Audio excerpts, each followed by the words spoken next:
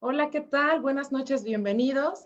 Chinoin Veterinaria, Virosin Sódico y Discural Porcino. Agradecemos su asistencia a este webinar que es de diarrea epidémica porcina. Ya tenemos aquí al doctor Rolando. Bienvenido, doctor. Gracias por aceptar nuestra invitación. Al contrario, Jessica, muy buenas noches. Gracias a ustedes por la invitación.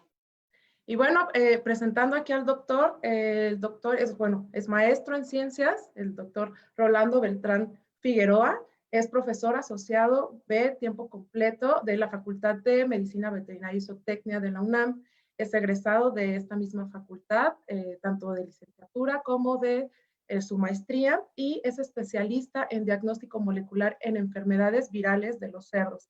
Es asesor en producción porcina y es secretario particular de la dirección de la Facultad de Medicina Veterinaria y Zootecnia hasta el 2016. Es tesorero de la Asociación Mexicana de Veterinarios Especialistas en Cerdos, AMVEC. Y bueno, nada más comentarles que la sección de preguntas y respuestas las vamos a dejar al final de la presentación, por favor. Y doctor, bienvenido, muchas gracias. El público es todo tuyo. Adelante. Muchas gracias, Jessica. Bien, muy buenas noches a todos. Antes que nada, muchas gracias a Laboratorios Chinoin por la invitación a dar esta plática. Les agradezco mucho. El tema del día de hoy y la agenda que vamos a platicar el día de hoy es acerca de nuestros proyectos de investigación que hemos desarrollado aquí en los últimos años dentro de la facultad. Uno de ellos muy importante es el de diarrea epidémica porcina, que hemos trabajado desde hace 6 años, desde que prácticamente llegó aquí a México. Bueno, por aquí también les dejo mi correo electrónico, rolandbf@unam.mx, por si fuera el caso que se nos terminara el tiempo y tienen alguna pregunta, pues con mucho gusto los puedo atender en mi correo electrónico. Muchas gracias. Bueno, pues en este mundo globalizado en el cual nos encontramos, lleno de desafíos y lleno de retos, pues se encuentra principalmente esta enfermedad, la diarrea epidémica porcina. Antes que nada, vamos a ver un contexto general de cómo es la producción en cerdos en algunas partes del mundo y principalmente en México, en nuestro país. Sé que también, puede haber algunos hermanos de Sudamérica enlazados a esta charla, a esta presentación. Entonces, pues antes que nada vamos a ver cuáles son aquellos factores que afectan el desempeño productivo del cerdo. Este es un trabajo hecho por la Carthage Veterinary Service, en donde ellos encuentran que el 30% de los problemas que se encuentran dentro de las producciones que ellos asesoran corresponde principalmente a problemas de salud.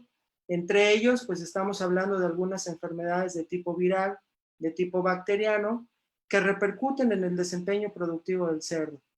También es muy importante observar que el 32% corresponde al medio ambiente, el 22% al manejo, y de ahí, pues bueno, tenemos un porcentaje en menor escala, que sería la nutrición y el peso al destete, ¿no? Con un 9 y un 7% respectivamente.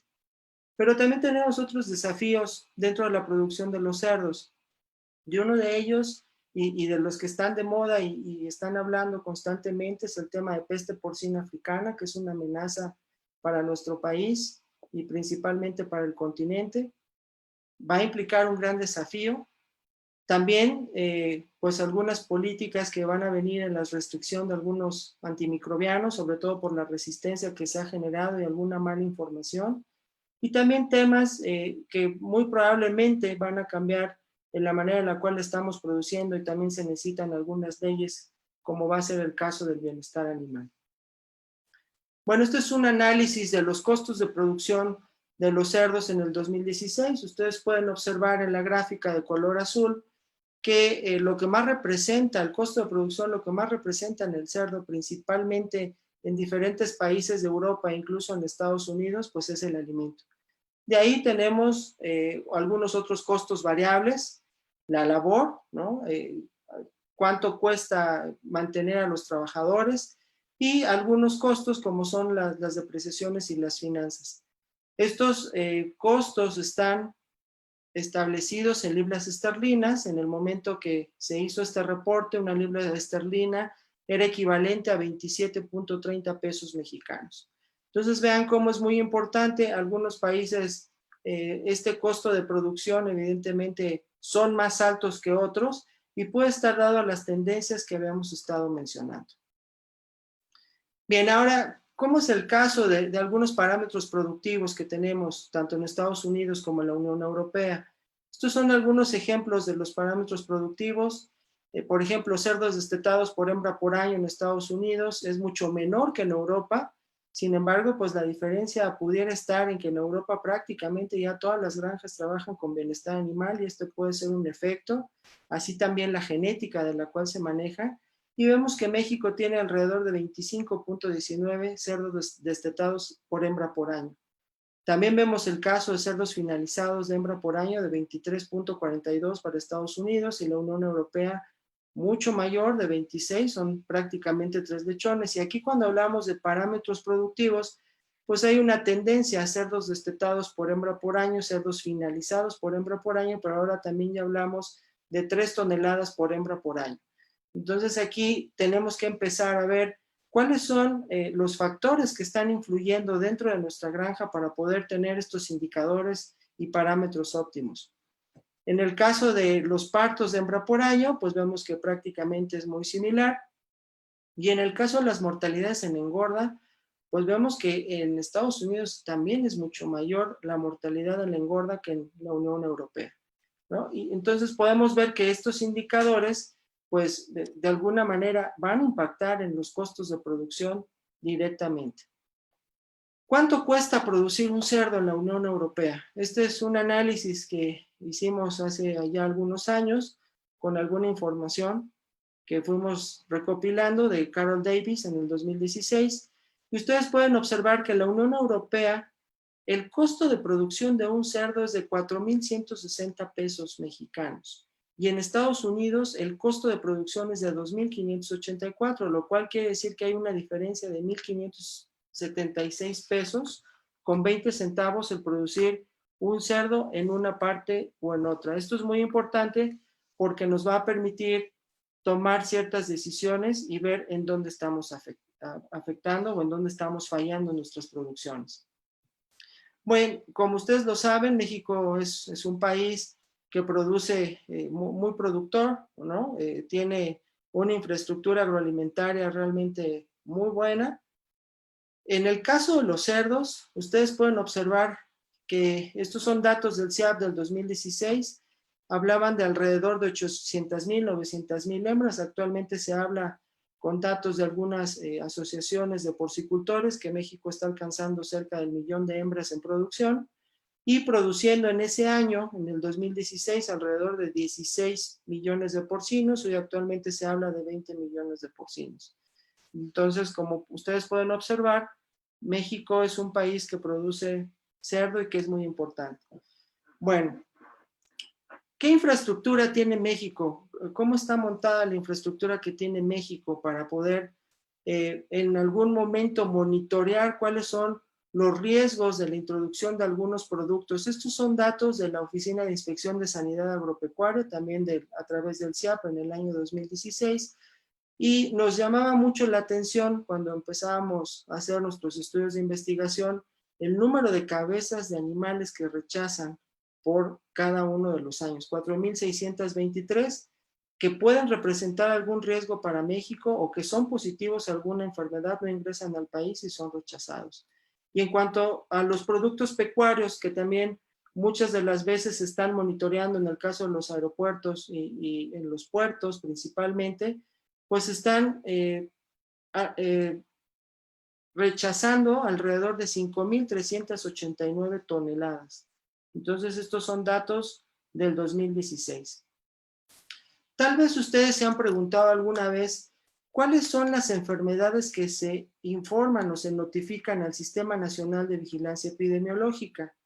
Y aquí podemos ver la cantidad de muestras de diagnóstico de las enfermedades de las diferentes especies que se notificaron al CIVE en el año 2015.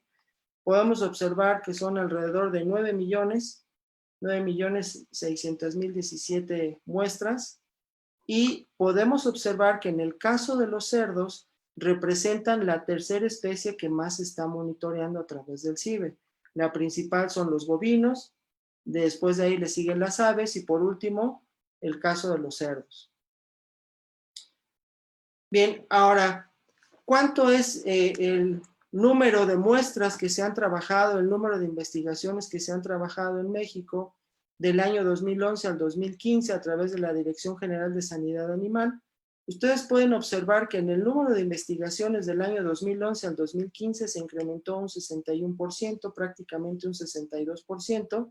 Si comparamos el número de investigaciones del año 2011 con el año 2015, el número de muestras analizadas se incrementó tremendamente, 437%, lo cual nos indica de que cada vez al hacer un diagnóstico en México y al estar monitoreando este tipo de enfermedades, pues también se requiere de personal y de equipo cada vez más especializado.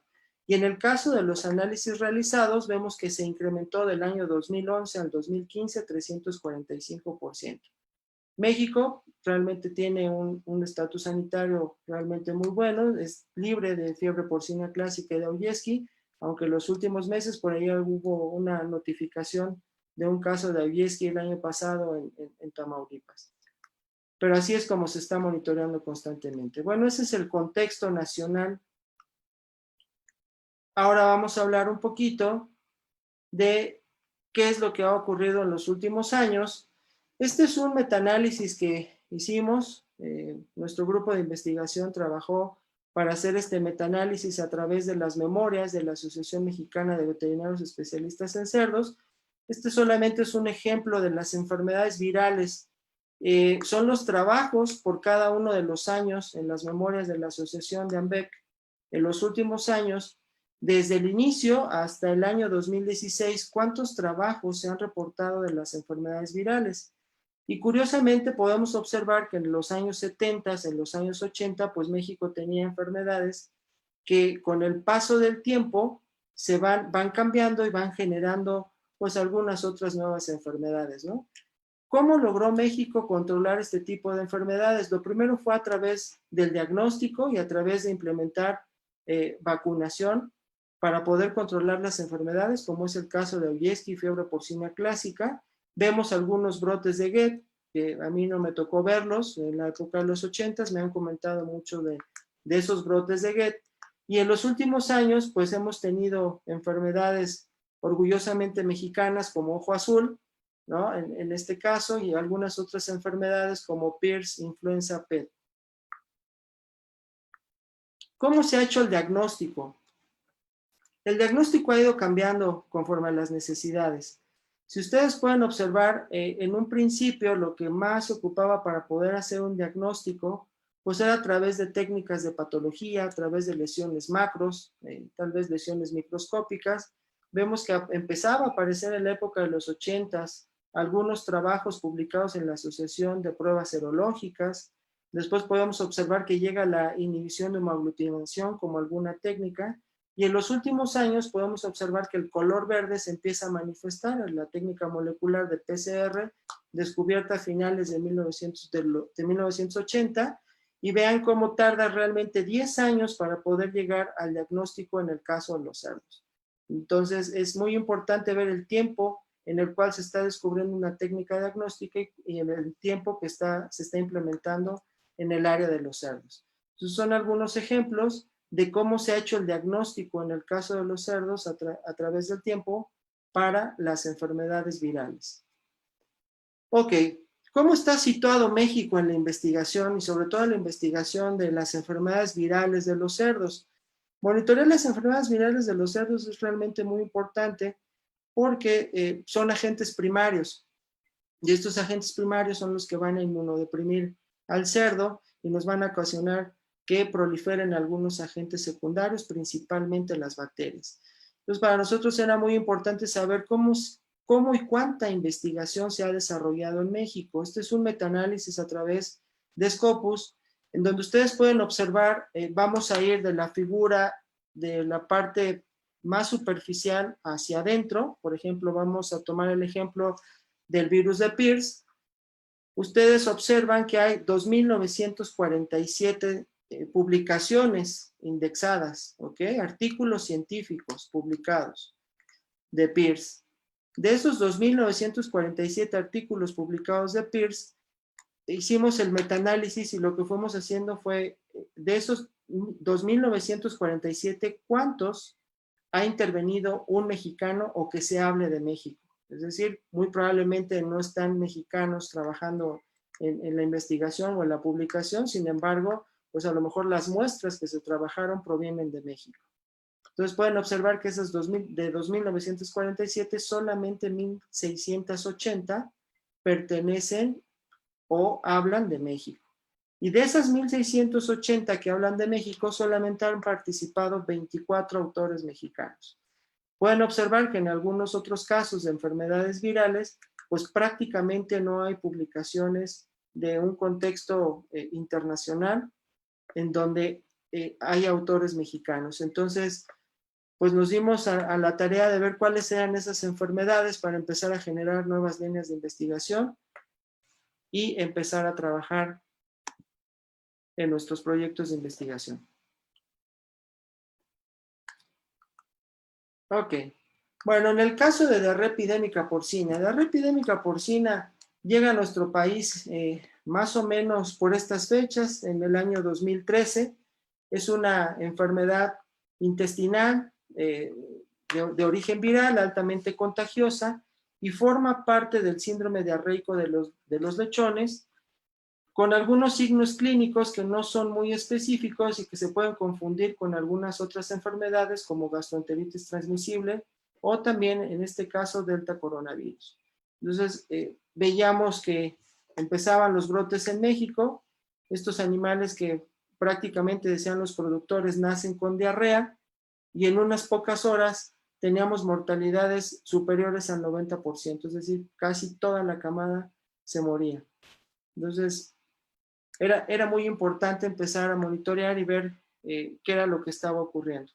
Bueno, en el caso de diarrea epidémica porcina, cuando llegó a nuestro país, pues no había un diagnóstico, era una enfermedad realmente nueva, no teníamos un diagnóstico establecido, no teníamos ni la más remota idea de cómo teníamos que controlar la enfermedad. Hablaban de que se tenían que dar licuados o feedback a los lechones, cada quien tenía sus recetas, pero en este caso las lesiones que veíamos, las lesiones de tipo macroscópico que veíamos, se caracterizaban por un adelgazamiento en las paredes intestinales. Se observaban algunos intestinos transparentes desde el duodeno hasta el colon, y había una gran acumulación y cantidad de líquido amarillento, ¿no? Esas eran las principales lesiones macroscópicas. Veíamos que el estómago se llenaba de leche cuajada y también había posiblemente una reducción del peristatismo intestinal de estos animales. Bien, ¿cómo se hacía el tratamiento? El tratamiento tenía cada quien, cada granja, cada veterinario tenía su receta. Era el feedback, que es la exposición oral del virus vivo. Consistía en macerar lo que era el intestino y el contenido gástrico de los lechones que habían presentado la signología clínica, hacer este licuado. Algunos lo ponían con leche, algunos otros lo ponían con agua, y se decía que con esto la cerda iba a generar una inmunidad, y esa inmunidad la cerda le iba a transmitir a través del calostro a los lechones. Sin embargo, nunca pensamos que nuestras granjas muy probablemente eran positivas a PIRS, a circovirus, algunos casos también de parvovirus, herpesvirus o algunas bacterias patógenas. Entonces, además de estar dando el virus de diarrea epidémica porcina, pues también estos agentes eran un factor que estaba interviniendo. Entonces, podemos hablar de una etapa clínica de los animales antes y después de la diarrea epidémica porcina. ¿Cuánto tiempo se daba? También cada quien tenía su forma de dar. Había quien decía que solamente se debía aplicar una sola vez a las cerdas. Había quien decía que la cerda se tenía que presentar la signología, ya fuera vómito o diarrea, y era cuando la cerda ya se dejaba de dar este tratamiento del feedback, para que la cerda, se garantizaba que la cerda o el animal que se le había dado el feedback, pues había sido ya positivo a esta enfermedad. Ok, entonces son algunos ejemplos en el caso. Bueno, ¿quién es el responsable? El responsable de la diarrea epidémica porcina es un alfa coronavirus. Este alfa coronavirus tiene un linaje muy similar a los beta coronavirus y a los delta coronavirus también.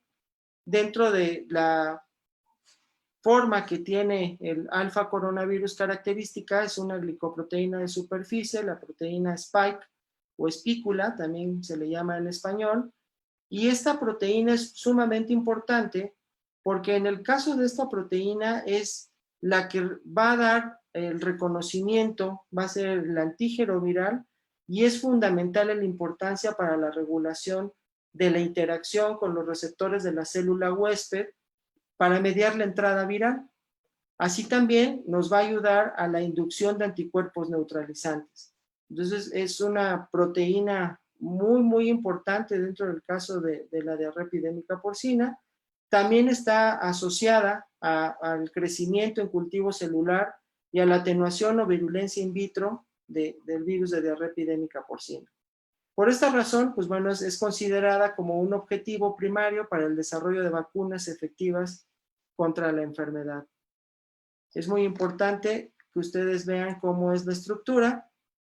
Estos son ejemplos, es un árbol filogenético en donde ustedes pueden observar de color negro, en el caso del virus de diarrea epidémica porcina, el virus del complejo respiratorio porcino y el caso de gastroenteritis transmisible pertenecen a los virus alfa coronavirus, y se dice que son descendientes o provienen de murciélagos. Es la tendencia o lo que se está hablando últimamente de dónde vienen estos virus. Bueno, cuando llegaron los brotes en el 2013, pues empezamos, como ustedes veían en las memorias de Ambeck, empezamos a hacer el diagnóstico pues con lo básico, ¿no? Con lesiones macroscópicas, con lesiones microscópicas, y lo único que veíamos y confirmábamos pues era lo que estaba ocurriendo con la signología clínica, es decir, el intestino exhibía una dilatación y un adelgazamiento de su pared, a través del cual se podían observar restos de alimento. Era muy, muy probable por lo que estaba ocurriendo con los lechones. Y en las lesiones del intestino, principalmente en el yeyuno, se habla de que en el caso de las criptas intestinales, el tamaño normal de estas vellosidades va de 7 a 1, y cuando hay un caso de diarrea epidémica porcina, estas vellosidades se reduce el tamaño de 7 a 1 a 3 a 1, la condición de las vellosidades. Entonces se van a degenerar, va a haber una necrosis en las células epiteliales, y lo único que observábamos era algún tipo de infiltrado linfocitario de leve a moderado, lo cual nos hacía la sugerencia de que pudiera tratarse de un virus, ¿no? A través de esta parte del infiltrado linfocitario. Así fue como empezamos haciendo el diagnóstico. Empezamos con lo básico, como se había hecho a través del tiempo, y posteriormente, pues bueno, la pregunta era tratar de ver si podíamos obtener una imagen a través de microscopía electrónica, en donde pues nos dieran la certeza de que era principalmente un virus el cual estaba afectando a los lechones, y observábamos este tipo de viriones que ustedes observan en la parte inferior del lado izquierdo. Veíamos este tipo de viriones que eran sugestivos por el tamaño de 75 a 83 nanómetros de diámetro, eran sugerentes a un coronavirus. Entonces, hicimos esta microscopía electrónica también para ir viendo si realmente era el virus de diarrea epidémica porcina. Se había hablado en Estados Unidos de que en esta enfermedad pertenecía al virus de diarrea epidémica porcina, y muchos sabían que era porque precisamente el país vecino pues presentaba la misma signología, los cerdos.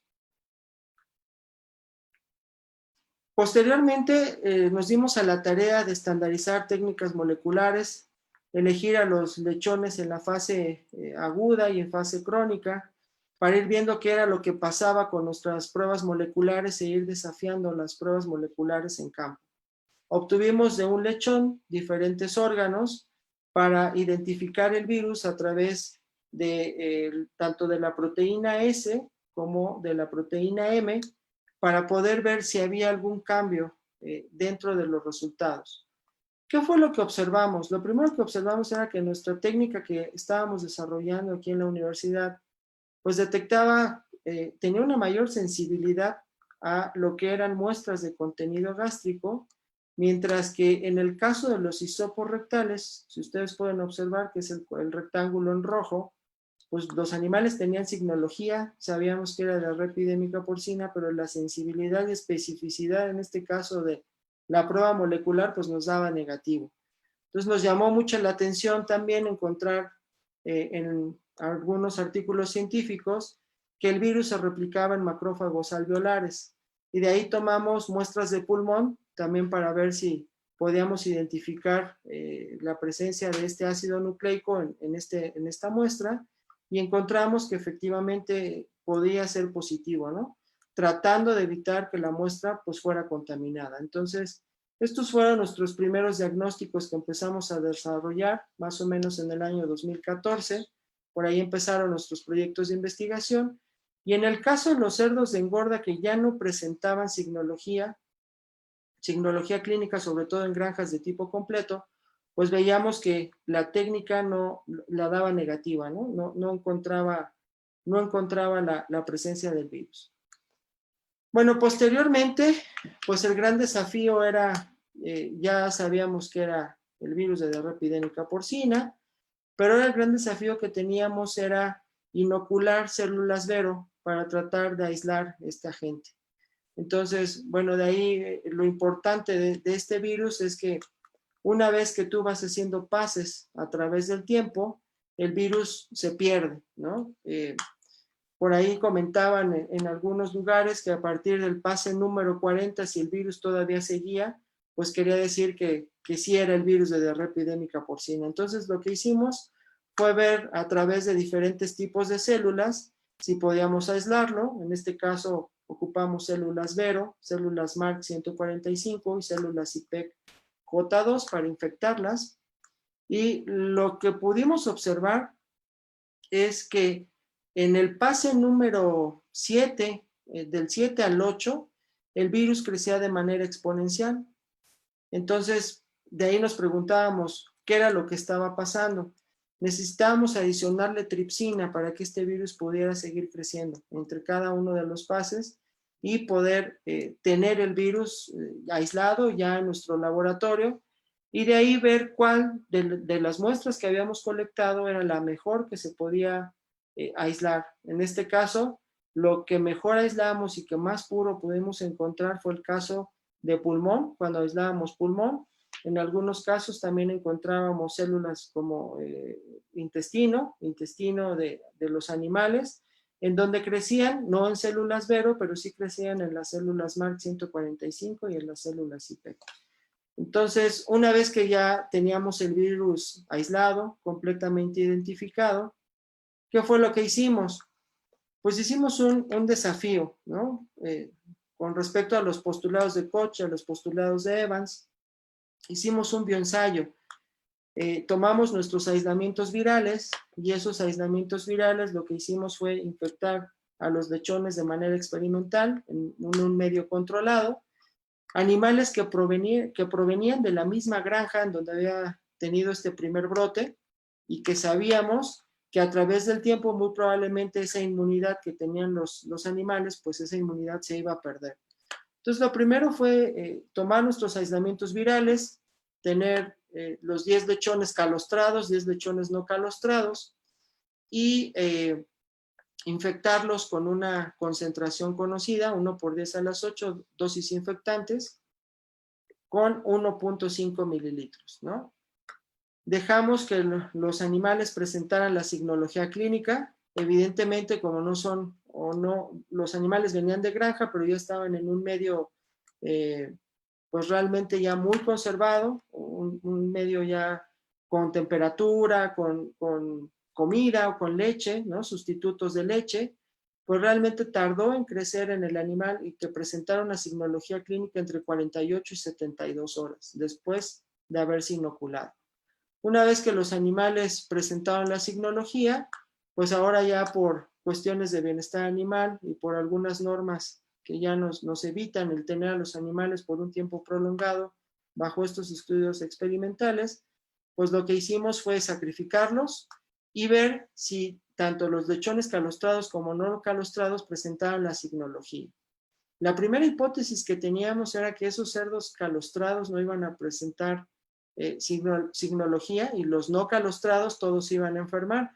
La sorpresa que llevamos fue que tanto calostrados como no calostrados presentaban la signología clínica, ¿ok?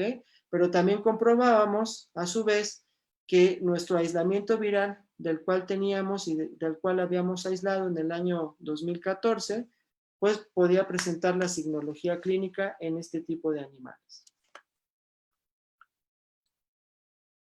Una vez que inoculamos a los lechones, pues también lo que hicimos fue tomar las muestras y a través de las muestras de esos animales confirmar que efectivamente era el virus de diarrea epidémica porcina para los dos segmentos del virus, tanto el gen S como el gen M, y lo pudimos identificar en pruebas de PCR. Punto final. Posteriormente, pues nos dimos a la tarea de secuenciar el virus que teníamos. Este virus lo secuenciamos parcialmente de la proteína S. Hicimos una secuenciación parcial, porque no teníamos todavía el set de primers para poderlo secuenciar de manera completa. Entonces lo que hicimos fue secuenciar el virus de manera parcial y lo que encontramos es que tenía una afinidad al virus de Colorado del 2013 que había circulado en Estados Unidos, ¿no? Y que en otra rama o en otro clado se encontraban los virus asiáticos, ¿no? Que también hicimos pues ahí un análisis filogenético para ver a qué era lo que se parecía al virus que nosotros teníamos. Entonces tenía mucha afinidad al virus norteamericano. Y posteriormente a esto, pues los brotes de diarrea epidémica porcina se siguieron presentando en México. Veíamos que en el caso de algunas granjas, pues sobre todo en la época donde cambiaba el clima, ¿no? En octubre, noviembre, cuando empezaba a hacer frío en algunas zonas, empezaban nuevamente los rebrotes de la enfermedad. En algunas otras granjas, por el manejo de hembras primerizas y de reemplazos, también se introducían un gran número de estos animales, de estas cerdas, y se empezaban a presentar este tipo de casos. Entonces veíamos que incluso la prevalencia que estaba en México era mucho mayor en Estados Unidos, lo cual quería decir que venía un rebrote en la misma granja donde habíamos obtenido las primeras muestras. Nos estábamos preparando ya con toda la infraestructura para poder seguir nuestro caso. Pero también nos dimos cuenta de algo sumamente importante. Nos dimos cuenta, esto es la página de la UAGIS, de la OIE, y lo que pudimos observar es que en el caso de México, en el año 2013, ustedes observan en la parte superior del lado izquierdo, en el año del 2013, México tenía algunas enfermedades zoonóticas que estaban reportadas a la OIE como Salmonella, Brucella y Leptospira, Pero curiosamente en el año 2014, después de que implementamos esta técnica de feedback o licuados para controlar la enfermedad, vean ustedes cómo tenemos 10.720 casos de erisipela porcina en el año 2014, en el año 2015 10.640 y en el año 2016 11.944. Lo cual nos llamó mucho la atención porque les había comentado que si habíamos inoculado el virus de diarrea epidémica porcina para controlar la enfermedad, pues muy probablemente te habíamos inoculado algunos otros virus u otras bacterias, y por eso el estatus sanitario cambió después de haber hecho este tipo de prácticas. ¿Por qué se tuvo que hacer, no? ¿Cuál es la justificación? No había, aparte de que no había un diagnóstico, no había vacunas en el mercado para poder controlar la enfermedad, y eso presentaba pues una oportunidad para poder empezar nosotros a ver qué era lo que estaba pasando con estas otras enfermedades que se habían suscitado después de haber dado el feedback. Y lo primero que vimos es que se estaban aumentando el número de momias, y entonces algunas granjas empezaron a dar licuados, tanto para diarrea epidémica como para el caso de parvovirus, ¿no? Entonces hacían dos tipos de licuados para poder controlar una u otra enfermedad. Entonces por eso cambió el estatus sanitario en México. Bien, ¿cómo se controla la enfermedad? Pues hay que recordar que en el caso del cerdo tiene una placenta epitelio corial, lo cual no permite el paso de pues algunas inmunoglobulinas para proteger al lechón, sobre todo cuando la cerda está gestante. Y entonces vimos que las tres principales inmunoglobulinas en el caso del cerdo, IgG, IgM e IgA, pues se encontraban tanto en suero como en el calostro o en la leche. Entonces, en el caso de la IgA secretora, es la principal inmunoglobulina que nos va a ayudar a neutralizar el virus de diarrea epidémica porcina. El desafío que teníamos era cómo lo íbamos a monitorear, ¿no? En ese tiempo en el mercado había algunos kits de ELISA comerciales para poder detectar este tipo de inmunoglobulina, la inmunoglobulina A.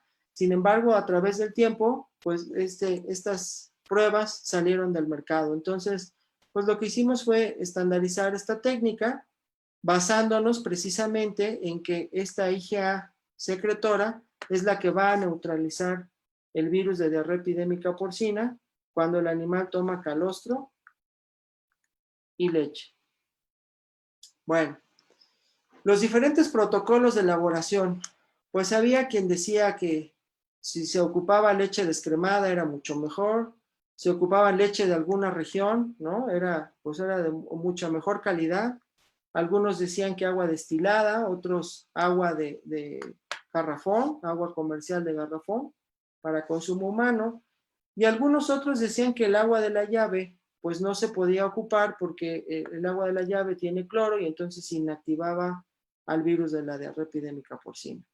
También se decía que en el caso del alimento no era recomendable poner el feedback en el alimento porque el alimento de las hembras lleva citrato de calcio y ese citrato de calcio también iba a inactivar al virus de diarrea epidémica. ¿Qué limitantes veíamos nosotros en campo, ¿no? Tratando de ajustarnos a lo que estaba ocurriendo, tratar de hacer nuestras investigaciones a lo más acorde y a las necesidades que están en el campo, pues era que algunos decían que era un intestino por un determinado número de hembras el que se tenía que dar. Sin embargo, no sabíamos cuánto virus estaba dando, ¿no? Algunos decían que eran de animales muertos o de lechones muertos, no se podía dar porque el virus ya no estaba, que tenían que ser de los animales que estaban infectados en la fase inicial, que tenían signología clínica, pero pues no estaba cuantificado, no sabíamos si estaba viable y sobre todo nadie estaba monitoreando la respuesta inmune de una vez dados los tratamientos en la cerda, o también hacer perfiles serológicos para monitorear el comportamiento de las inmunoglobulinas en la cerda, su respuesta inmune. Bueno, 4 años después, en esta misma granja, como ustedes pueden observar, los cerdos de engorda presentaron diarrea y lo primero que pensábamos por la signología que provenía de los cerdos de engorda o de la línea de producción era estas diarreas. Y pensábamos, lo primero que estábamos pensando era en Delta coronavirus. Afortunadamente, ya 4 años después del inicio de los brotes, ya había algunos kits comerciales que ya estaban disponibles. También ya estaba la vacuna o las vacunas disponibles en México para que fueran probadas. Pero ahora el gran desafío que teníamos que hacer era hacer diagnósticos diferenciales para ver si efectivamente era diarrea epidémica porcina, pudiera ser GET o Delta coronavirus. Entonces, veíamos también que en las cerdas presentaban diarrea, empezaron las cerdas con diarrea, y sabíamos que venía un rebrote en esta misma granja. Afortunadamente, pues bueno, como les comentaba, llegaron las técnicas rápidas, ¿no? Las técnicas de inmunocromatografía. Este kit realmente nos ayudó de una manera muy rápida a saber si era virus de diarrea epidémica porcina. Ustedes pueden observar 2 bandas, ¿no? En este caso, 2 bandas se observan, son positivos a diarrea epidémica porcina, negativo a rotavirus y negativo a gastroenteritis transmisible. Es una técnica muy sensible, altamente sensible, pero poco específica. Entonces no nos podemos quedar con este tipo de técnicas diagnósticas, tenemos que llegar a un diagnóstico confirmatorio a través de otras pruebas.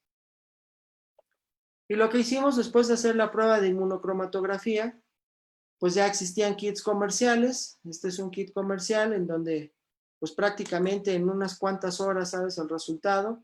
Es diferencial a Delta coronavirus en color verde. Ustedes pueden observar, es un kit de PCR tiempo real, gastroenteritis transmisible y diarrea epidémica porcina y el control, ¿no? En color amarillo.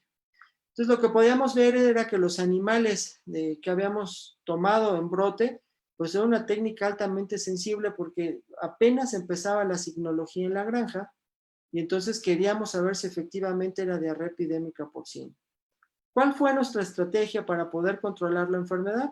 Pues les había comentado que ya teníamos un aislamiento viral, también ya teníamos las vacunas y había muchas incógnitas de todos los tratamientos que habíamos dado durante a lo largo del tiempo para poder controlar la enfermedad. Entonces lo que hicimos pues fue montar todo esto en la granja.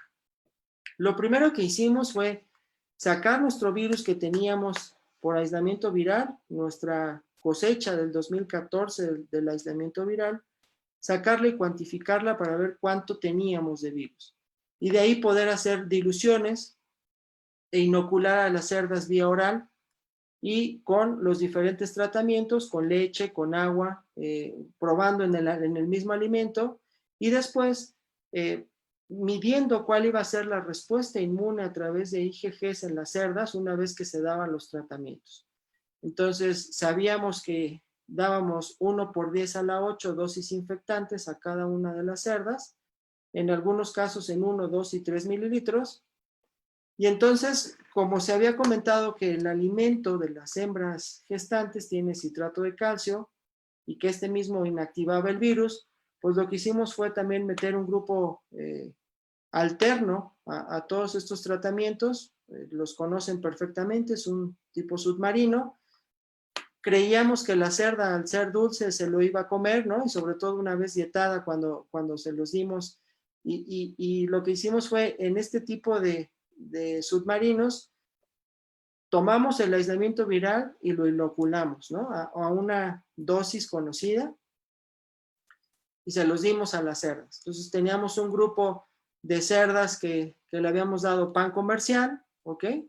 Para que las cerdas lo ingirieran. Dentro del submarino, vuelvo a repetir, iba el aislamiento viral, el inóculo, y después pues tomamos el alimento convencional de las cerdas gestantes, hicimos algunas diluciones con agua, ¿no? El alimento lo pusimos con agua, posteriormente lo pusimos con leche, ¿no? Que era otro de los sustratos que se ocupaban para ver el efecto que tenía cada uno de estos sustratos.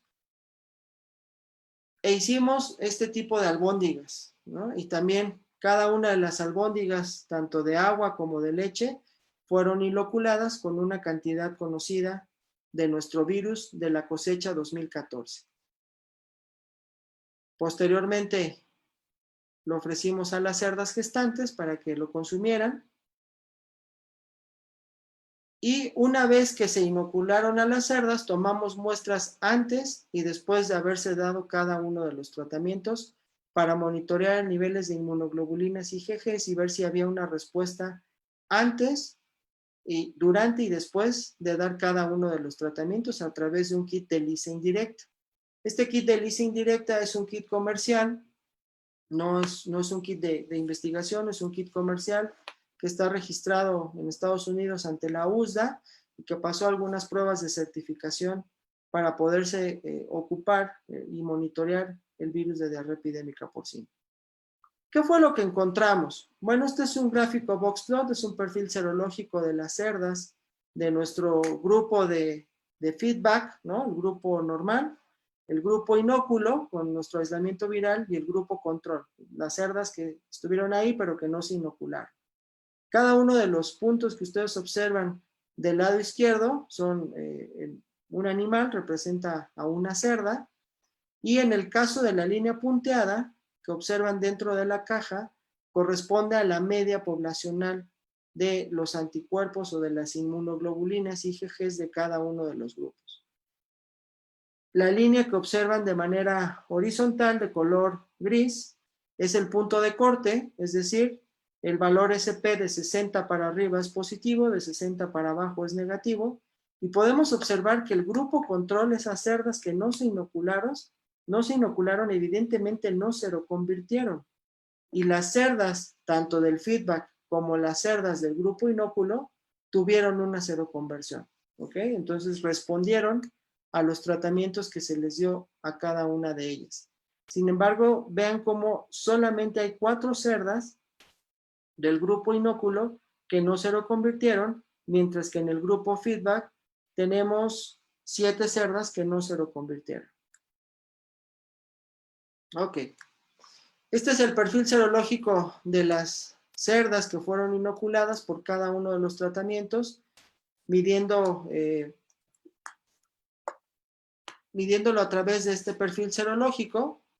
El primer gráfico boxplot de color rojo dice perfil serológico sin tratamiento, ¿ok? Son esas cerdas que están en brote, que tienen signología, que les tomamos muestras. Vean cómo todas estas cerdas que están en brote, ¿ok? Antes de dar el tratamiento, solamente 3 están seroconvirtiendo de manera natural por la exposición del virus, de manera natural. Mientras que todas las demás cerdas son negativas, es decir, no tienen una respuesta serológica, ¿no? Y esto es lo que ahorita estamos viendo en algunos brotes, por ejemplo, de COVID, ¿no? Cómo se está monitoreando a través de pruebas de PCR y a través de pruebas serológicas en algunos de los pacientes. Después tenemos el grupo de inoculación directa a 1, 2 y 3 mililitros, es decir, es el grupo de la cosecha o el aislamiento viral de nuestro virus 2014, que fue de manera directa en cada una de las cerdas, es decir, no tuvo ningún vehículo, solamente se tomó una jeringa, se le abrió el hocico a la cerda y se dio de manera directa. Después tenemos el grupo del pan comercial, que son los submarinos, ¿ok? A 1, 2 y 3 mililitros. Después las albóndigas, que es el alimento al decir albóndigas me refiero por la forma, ¿no? Es el alimento de las cerdas gestantes, a 1, 2 y 3 mililitros. El alimento con leche, como vehículo con leche, a 1, 2 y 3 mililitros.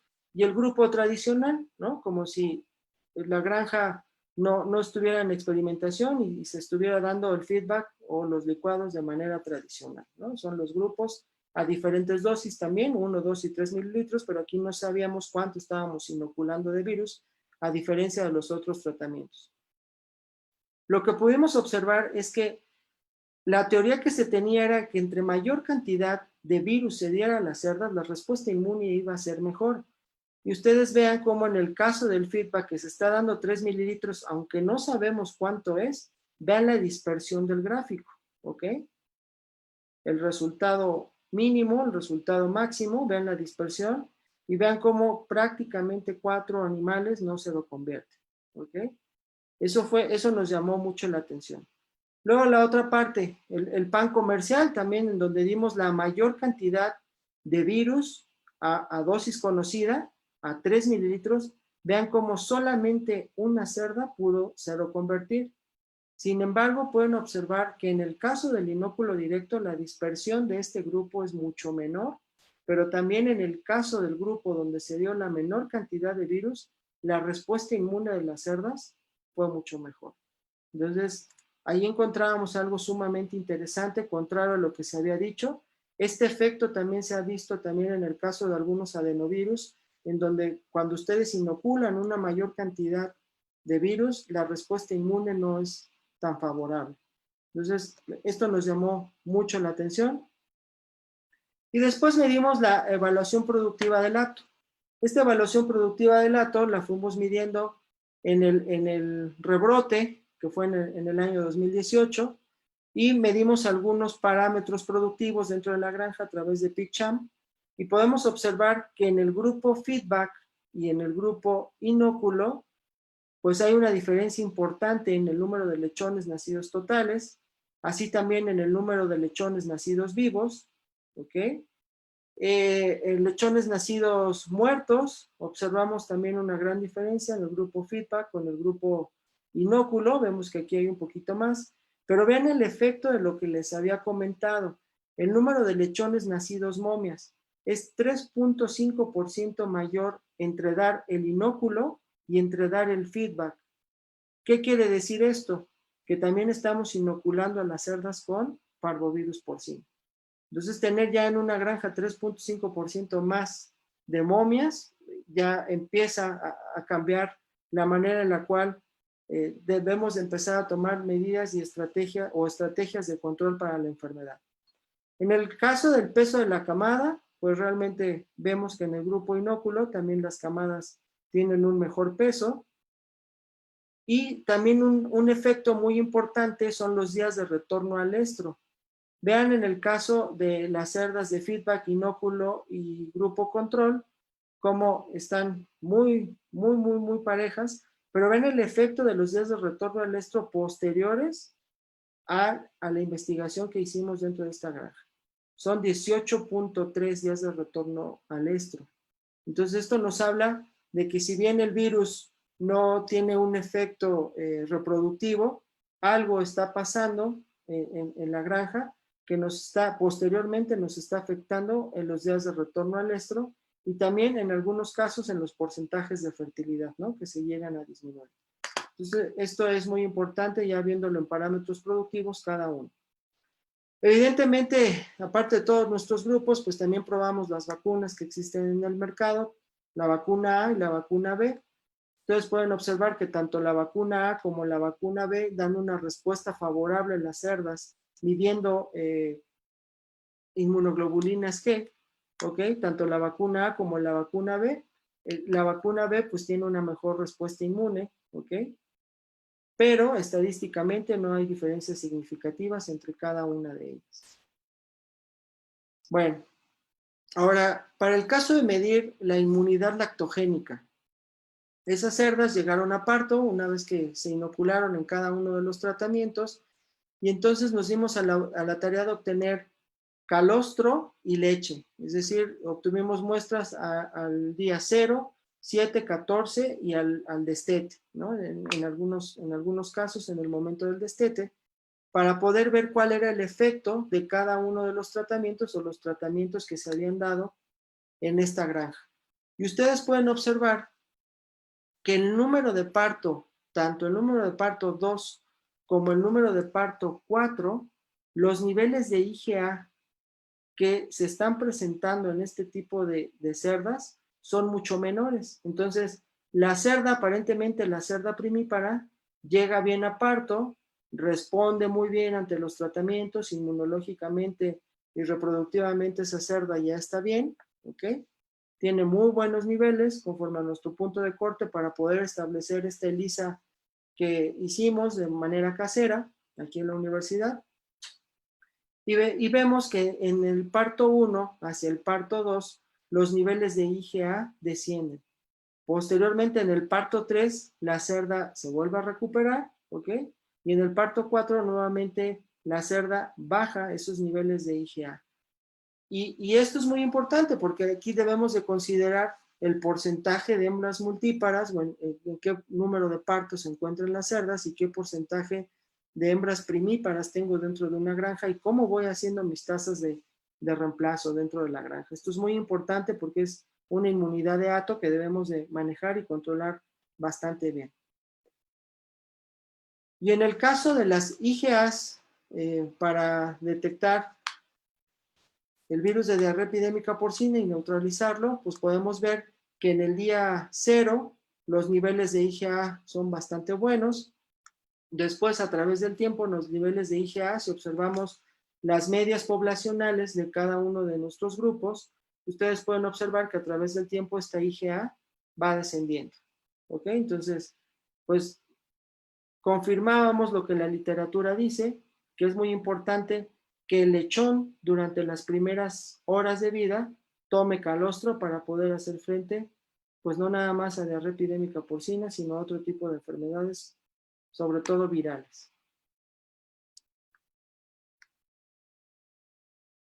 Ok, después de analizar la parte de las inmunoglobulinas, tanto IgG como IgA, en suero y en calostro y en leche, pues ahora la siguiente parte era ver qué tanto estaba cambiando el virus, qué tanto estaba cambiando el virus del 2014 con el rebrote y ver el efecto que había tenido y la diferencia de una vez que habíamos inoculado a las cerdas y también compararlas con algunas secuencias, sobre todo en el estado de Jalisco, principal productor de carne de cerdo en México, y ver que dentro de esas secuencias que están en Jalisco de diarrea epidémica porcina son diferentes a lo que nosotros tenemos en nuestras cosechas y a nuestro virus que encontramos en esta granja. Entonces, el virus de Jalisco es completamente diferente. Vemos algunos cambios muy puntuales en nucleótidos. Hay que recordar que una característica de estos tipos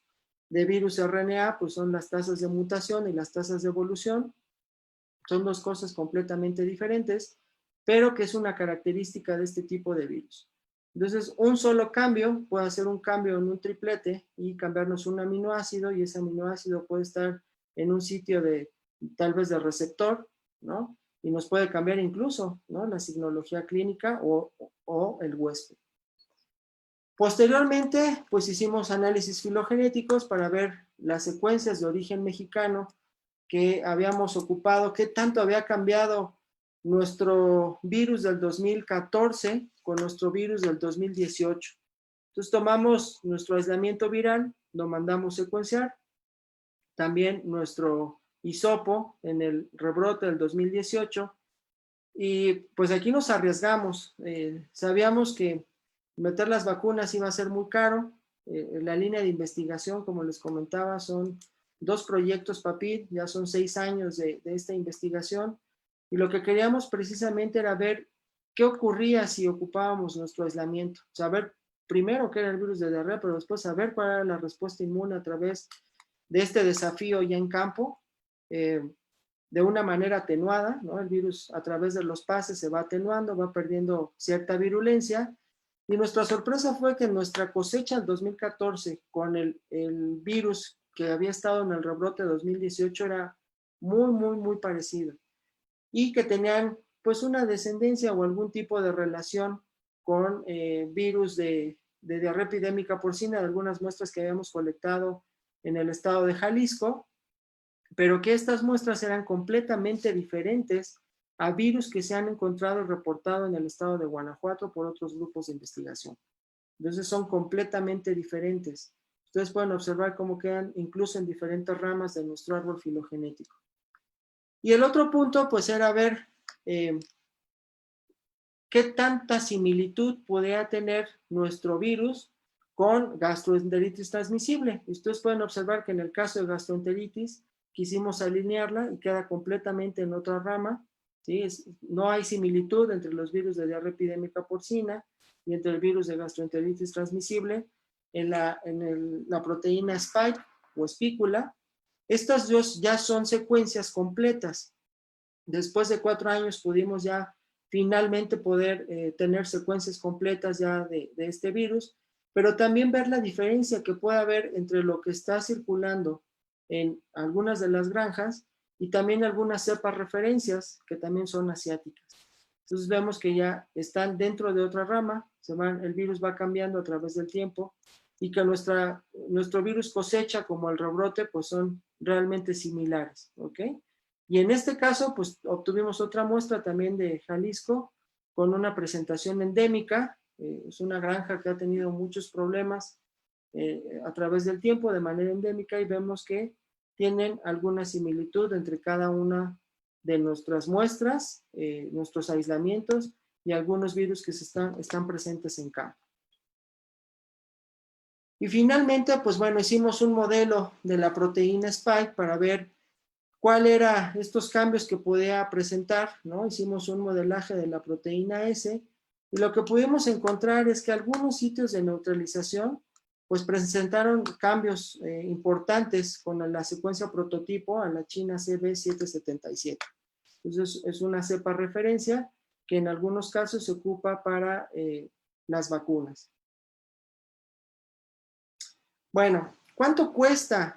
¿Cuál es el impacto económico que tiene tomar algún tipo de decisión como dar el feedback tradicional o dar el inóculo? Entonces nos dimos a la tarea también de hacer, en esta granja donde había presentado este brote, nos dimos a la tarea de ver cuál era el impacto de las pérdidas económicas por los porcentajes de mortalidad y los porcentajes de mortalidad acumulada, la situación sanitaria en la cual se encontraba la granja. Y ustedes pueden observar que en el caso del feedback que ocasiona una mortalidad del 12.4%, cuando se aplica en esta granja, las pérdidas económicas son de 1.930.673 pesos con 30 centavos. Y en el caso del inóculo, 342,000 pesos, lo cual, si ustedes lo ven a través de la diferencia en la que nos da las pérdidas económicas totales por estas mortalidades, tenemos una diferencia de dar entre uno y otro tratamiento de 1.588.000 pesos.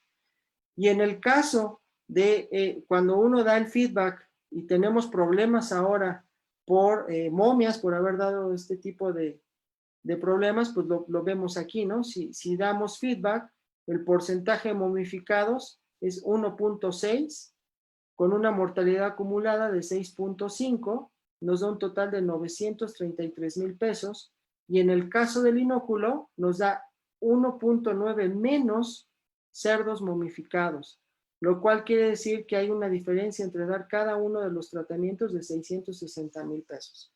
Entonces, si nosotros sumamos el efecto que tiene de dar uno u otro tratamiento, 1.588.000 pesos, y el efecto por haber dado el feedback o el inóculo, ¿ok? Nos da una diferencia de prácticamente 2.200.000 pesos. Entonces, ojalá nosotros tuviéramos ese dinero para poder hacer nuestras investigaciones y poder seguir contribuyendo.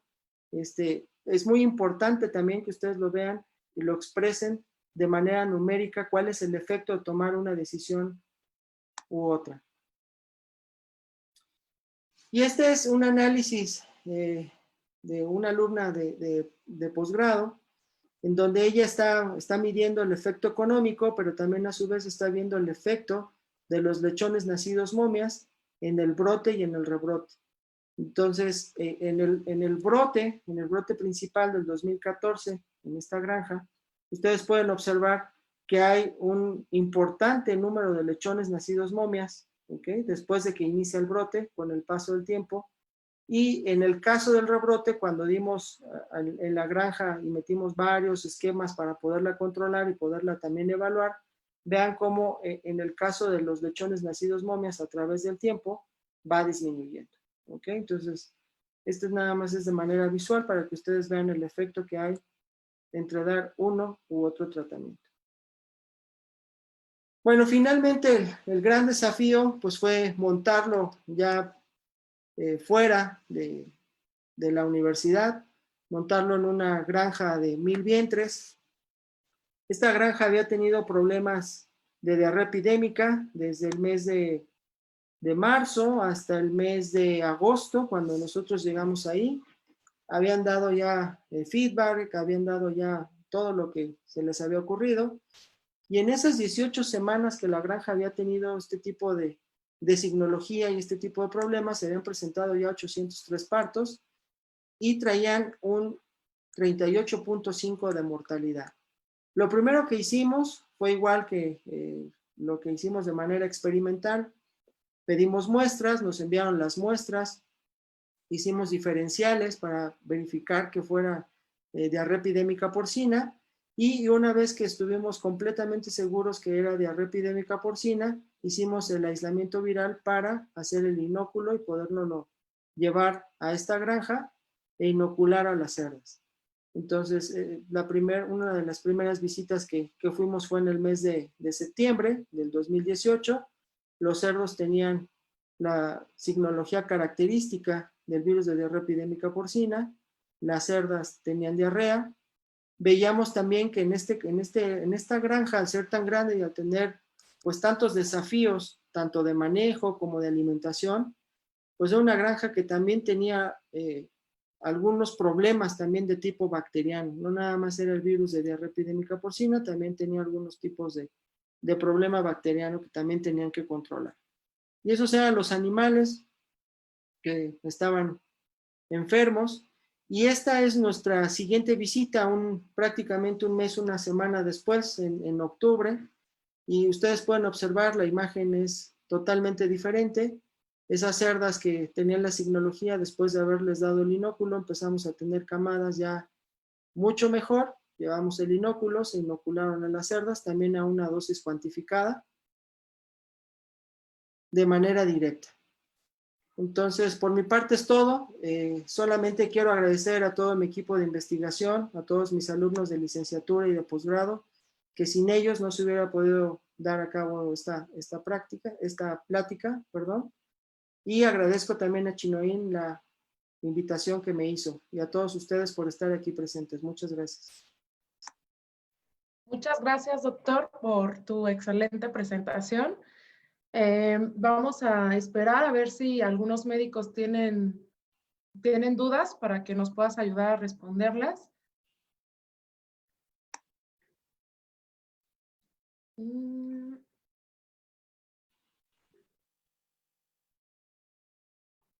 Y de antemano comentarle a los doctores, muchas gracias por compartir sus números de contacto. En el transcurso de la semana, un representante les estará mandando información acerca de las promociones y de los distribuidores con quienes pueden encontrar todos nuestros productos. Y bueno, pues parece que no hay ninguna duda, doctor.